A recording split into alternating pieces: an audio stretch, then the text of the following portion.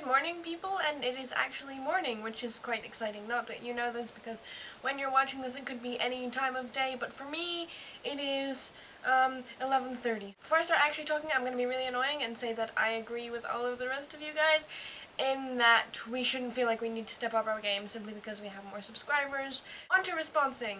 I want to pick up on something that James said really briefly in his Monday video and that touched me, but that neither Jeff nor Spencer responded to. And that is the whole thing about going to restaurants and movies on your own. Now obviously you'll remember from last week, I'm a pretty solitary person, so I really like doing things on my own. Before I went traveling this year, I was really excited to go and eat in restaurants on my own and stuff, but it turned out that I actually didn't like that. And the funny thing is, it's nothing to do with the eating alone thing, it's really more to do with the am I doing this right thing. Because that's the thing about cafes and restaurants, each of them has their own particular way of doing things, and I think that's what stressed me out the most, was that I wasn't going to do it right and people were going to judge me for that. Because one of the big fears I have in my life is that I'm not going to do it right. Whatever it is, whether it is passing a test or following the rules or driving correctly or just doing my life right, I want to do it right, but I don't always know what that means. In the case of cafes and restaurants, I kind of got over my fear eventually, and I do quite like eating on my own, if only because I get to watch everybody else. As for the second thing, I love going to the movies on my own. I think there's something really special about sitting in the cinema on your own. I'm not sure what that is exactly, but it feels like such an intimate experience. It's just you with the movie. Which isn't to say I don't love going to the cinema with other people. It's lovely to have someone to talk to about the film after you've seen it.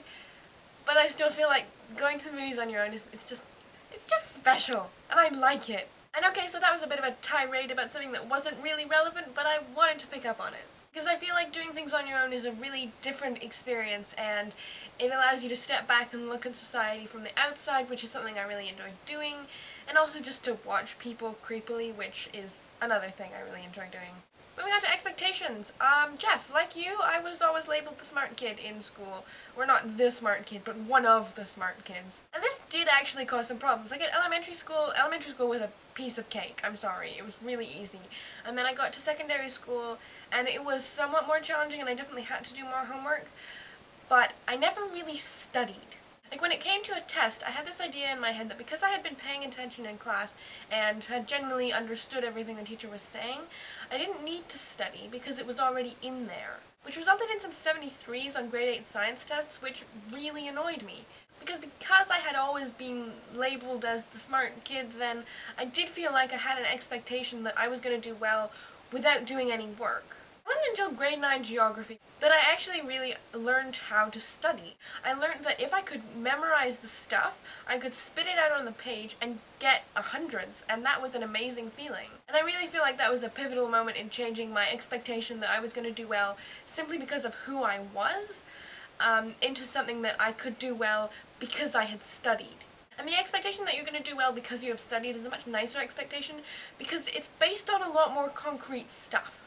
So one more thing I wanted to say about expectations that we have of ourselves. Because in the past I've generally found myself to be pretty able and quick at understanding and learning things, I find it really frustrating when I start a new project like a new job or a new class or something, and I don't immediately know what's going on. Like for example, when I started my new job at the bakery at my supermarket in April, I was quite frustrated at the beginning because I expected myself to catch on really quickly, to see it once and be like, yeah, I can do that all on my own. That's not how it works. However able you are, you still need time to learn new things. And having these expectations that we should be able to do things immediately can be quite frustrating, but at the same time it's probably not a bad thing because it does make us realize that we're only human when we don't live up to these expectations. So I guess I would agree with Jeff in that although expectations can be frustrating when we don't live up to them, they're also really helpful in order to motivate us. And on top of that, it's so nice when you exceed your own expectations. So in conclusion, yes, I would pay attention to your expectations because they can be an important drive, but I also wouldn't worry too much if you don't quite meet them, as long as Jeff said in a comment yesterday, you're working as hard as you can, like you're doing your own personal best. And I feel like I've talked long enough, and this video will probably be longer than all the nice 3-minute videos we've been having this week. Sorry about that. So I'm gonna go, and I'll see Jeff again doing some kind of challenge tomorrow. I hope it's Jeff in a dress. You know, we're still waiting for Jeff in a dress. You know that, right?